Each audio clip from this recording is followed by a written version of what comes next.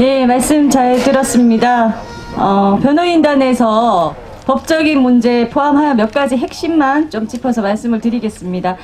지금 저희 본 교회가 이 저항하고 투쟁하는 것의 본질은, 사실 본질은 보상 금액의 문제라기보다는 불법과 불의에 대한 저항입니다. 우리가 지금 이루어지는 교회에 대한 재개발이 불법이고 사기이고 불의한 행동이라고 말하는 근거는 법적으로 있습니다. 2008년도 4월에 이미 이 장이 뉴타운에 대해서 재정비 촉진 계획 상세한 내용이 적힌 도면, 이것들이 고시가 되었습니다. 그때 아까 말씀드린 바와 같이 종교시설인 본 교회 구역은 10-2로 해서 따로 빠져 있었습니다. 그리고 종교시설이라는 특징 때문에 이 10-2 종교시설로 따로 빠진 이 구역에 대해서는 또다시 특별한 진행하기 위한 위원회 구성이라든지 등등의 절차까지 마련이 되어 있었습니다. 그런데 이와 같은 내용들을 다 속이고 무작정 동의해 주세요 하고 다 깨끗이 잘 지워드리겠습니다 라고 속이며 와서 목사님께서 이 인간적으로 순수하시다 보니 신뢰를 하고 믿고 진행해 왔더니 완전히 다른 얘기를 하면서 결국 교회를 완전히 파괴하고 몇 푼 되지도 않는 돈을 받고 나가라고 지금 진행이 되고 있는 것입니다. 그래서 2008년도에 이미 구체적으로 이 교회를 10-2로 빼서 별도의 절차를 가지고 진행하도록 되어 있었던 그와 같은 부분에 대한 절차가 단 하나도 진행되지 않았고, 일반 아파트를 분양하는 것의 절차에다가 우리 교회를 갖다 대면서 그 아파트 분양받는데 신청 왜 안 했냐는 황당한 주장을 하면서 여기까지 흘러오게 되었습니다. 이 부분에 대해서는 지금 항소심에서 계속 다투어지고 있고, 이번 항소심에서 이와 같은 새로운 사실들, 이 지금 진행하는 이 재개발 사업 자체의 근본적인 하자가 다루어지고 있습니다.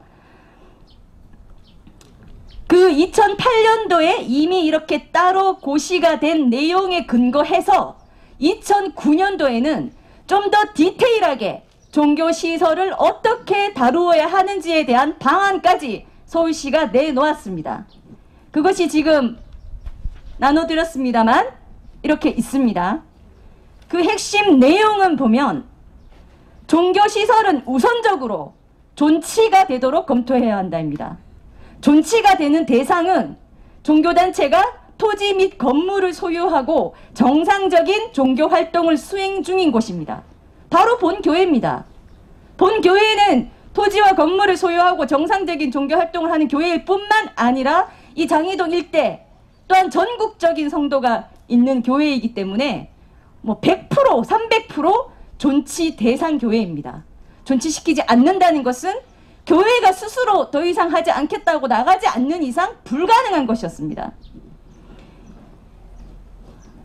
이와 같은 내용들이 있고, 또 이것에 대해서는 철저히 이 정비 계획에 대해서 진행할 때 이 지침에 준하여 모든 대책과 절차를 하도록 이 곳에 되어 있습니다. 이와 같은 문제점들이 있다는 말씀을 먼저 드리고요. 그리고 또 어제 집행 시도가 있었습니다만 대법원의 예규가 이번 달인 4월 1일자로 신규로 제정된 것이 있습니다. 이 부동산 등의 집행에 대한 대법원의 고려가 있었던 겁니다. 집행관이 집행을 할 경우에는 인도 집행을 하기 위해 필요한 모든 사항을 사전에 현장 조사를 하여야 한다라고 의무를 주고 있고요. 또 대상이 되는 사람들의 인권을 존중하여야 하고, 아동, 노약자 등의 인도 집행에 인권 침해가 없도록 세심한 배려를 하여야 함. 이 세심한 배려를 하여야 함, 이런 내용은 제가 말씀드리는 게 아니라 나눠드린 것에 그대로 있습니다. 노약자 등의 안전 인권에 대한 위해 요소를 충분히 배려하고 그 침해가 최소화되도록 노력하여야 함. 이와 같은 것이 현재 이 부동산과 관련된 인도 집행에 법원 집행관이 준수하도록 만든 대법원의 예규입니다. 4월 1일부터 시행되고 있습니다. 앞으로도 이 코로나 가지고 지금 아직도 5인 집합도 못한다라고 하는 상황에서 사랑제일교회를 무너뜨리는 것이 얼마나 시급하고 급한 일이길래 이런 상황에서 용역과 경찰 등등을 포함하여 500명, 800명 이렇게 다다닥 붙어서 오도록 하면서 집행을 하는 것 자체가 저희는 무리하고 맞지 않은 집행 허가라고 봅니다.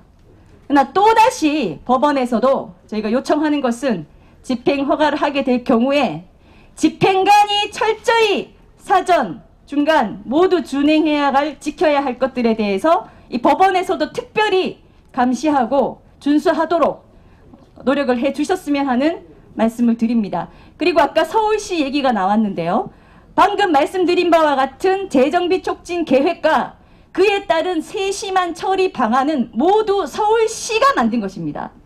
따라서 지금 서울시장이 누구이건간 상관없이 저희는 현직 서울시장에게 이와 같이 뻔히 서울시에서도 종교의 자유를 존중하고 종교시설을 존중하는 의미에서 세심한 처리 방안까지 마련한 것에 대해 정반대로 가고 있는 이와 같은 장이 19역 재개발 조합의 행태에 대해서는 저희가 강력히 호소를 하고 문건을 접수하여 전면 재검토하시고 감시하여 줄 것을 촉구할 계획입니다. 마지막으로 말씀을 드리면 아까 목사님께서 말씀하신 것처럼 교회는 일반 영업 상가 시설이 아닙니다. 사적 재산도 아닙니다. 특히 지금 사랑제일교회나 전광 목사님은 아시는 바와 같이 전국적 관심을 받고 있습니다. 그런 이유로 지금 모든 우리 교회의 내용들과 이런 것들을 알고 있는 전국의 모든 교회, 모든 목회자님들, 그리고 모든 성도님들께도 저희 뜻을 한번 호소드리고자 합니다. 본 교회가 이런 터무니없는 교회를 철저히 무시하고 사기를 쳐서 불법으로라도 내쫓으면 그만이라고 생각하는 이 근본적인 인식의 문제, 이 교회에 대한 모욕적인 행태에 대해서는 똑같이 공감을 하셔야 합니다. 왜냐하면 본 교회가 목숨 걸고 이와 같은 불법과 불의와 교회를 철저히 무시하는 하나님을 모욕하는 이런 행태를 용납하지 않고 목숨 걸고 저항하는 이유는 전국에서 보고 있기 때문입니다. 만약 한기총 대표회장을 하신 전광 목사님이 계신 이 사랑제일교회, 문재인 정부와 대표적으로 맞서 저항하는 본 교회가 이와 같이 터무니없는 것으로 파괴되고 철거되는 것이 성공하게 된다면 앞으로 어떤 재개발하고도 이길 수 있는 교회는 대한민국에 없을 거라고 봅니다.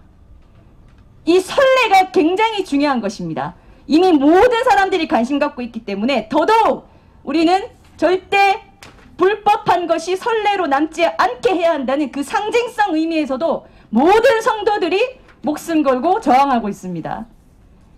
이와 같이 절대 물러설 수 없는 근본적인 이유에 대해서 잘 좀 양해를 해 주시고 적극적으로 마음적으로라도 응원하여 주시기 바랍니다. 이것이 본교회 하나의 문제가 아니라는 것을 다시 한번 말씀드립니다.